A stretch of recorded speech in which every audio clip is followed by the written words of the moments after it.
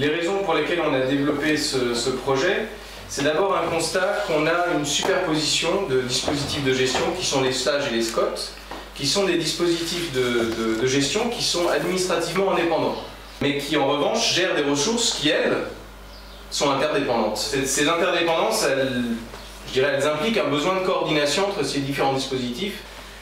Et ce besoin de coordination, il ne passe pas forcément par une réglementation. Et aujourd'hui, après une année de recherche sur les bassins versants de l'Orbe, de l'Astien et de l'Aude, un jeu de rôle a été élaboré pour simuler la gestion de l'eau sur ce territoire. Les différents gestionnaires et acteurs locaux ont été conviés à cet exercice afin d'expérimenter différents scénarios de développement et de gestion des ressources en eau. Et expérimenter une situation qui pourrait être... Pour favoriser la prise de recul, ce jeu de rôle décrit un territoire virtuel dont les ressources en eau ont été calibrées d'après les données réelles. Les ressources auxquelles vous allez avoir le droit pour les différents usages de l'eau, donc le bord où il y a l'agriculture, des collectivités qui peuvent utiliser le bord, le grand canal ici, donc la nappe captive, donc c'est une nappe qui a un rechargement très long. Après, il y a une particularité sur ce territoire, c'est le système barrage des monts du bord et la prise de Célard. Donc il y a ici une canalisation qui permet d'alimenter à la fois l'agriculture de l'Ouest, la Nérane et la Vissomme. Le gestionnaire choisit de répartir l'eau qu'il relâche du barrage entre la canalisation, dont les usagers sont ses clients, et le bord afin de maintenir un débit satisfaisant. L'eau s'écoule ensuite dans le bassin versant et les usagers peuvent la prélever pour satisfaire leurs besoins. En plus du bord, d'autres ressources en eau sont disponibles. J'ai 57 campings qui ne prélèvent que là-dessus. Je vous proposais de faire un petit focus sur le bilan de cette année. Donc cette année c'était une année normale. Il me semble que l'ensemble des usagers a pu satisfaire ses besoins.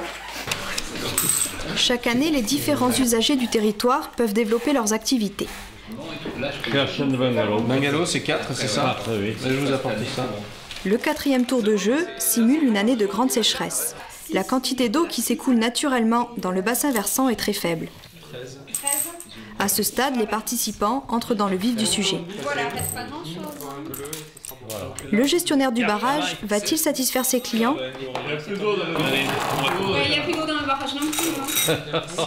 Les usagers amont vont-ils laisser assez d'eau pour les usagers aval? La nappe captive sera-t-elle surexploitée? Et enfin, restera-t-il assez d'eau dans la rivière pour satisfaire les besoins des milieux? C'est moi qui suis engagé, c'est pour moi. Là, en l'occurrence... Certains usagers qui ont entrepris des développements ne peuvent plus répondre aux besoins de leur territoire. Je décide de fermer mon golf. Donc si on fait le bilan là... En plus de la fermeture du golfe de la Mébac, le bilan de cette année très sèche se solde par un barrage à sec et des milieux aquatiques très dégradés par le manque d'eau dans la rivière. Non. Convocation. Bon. Écoutez, suite à ce qui s'est passé cette année, on a organisé cette concertation là, donc on aimerait discuter un petit peu de la gestion du bassin. Pour initier le débat, les joueurs doivent répondre à 2 questions. Quel mode de coordination aurait permis de mieux anticiper la crise et quelles règles de partage de l'eau auraient dû être mises en place?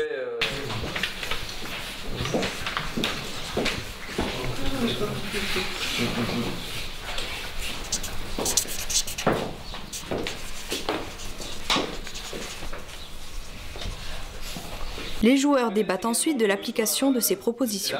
Ça c'est pour le barrage du Mont du Bord, où on connaît les besoins des canalisations, enfin du transfert agriculteur, mais on ne connaît pas forcément les besoins, donc on essaye de respecter le débit que j'avais, mais si ça se trouve, c'est pas assez. D'accord.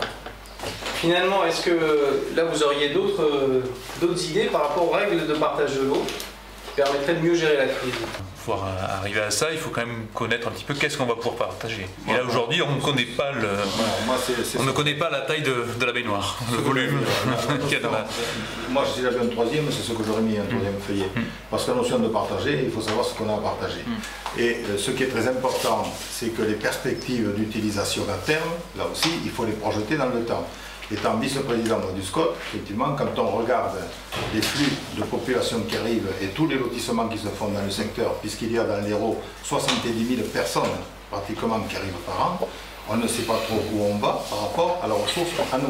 Ce qu'il faut, c'est qu'à l'échelle des grands bassins versants, il y a un travail comme ce qui est fait sur l'Orbe et ce qui débute sur l'Aude, de faire des bilans par type d'usage, par sous-bassin, définir des niveaux biologiques pour les milieux et définir du coup un volume prélevable avec en face les différents usagers. Mais c'est vrai qu'il faudra quand même trouver un endroit où confronter nos visions, qu'on arrive à un consensus, notamment vis-à-vis de l'eau potable et de l'agriculture.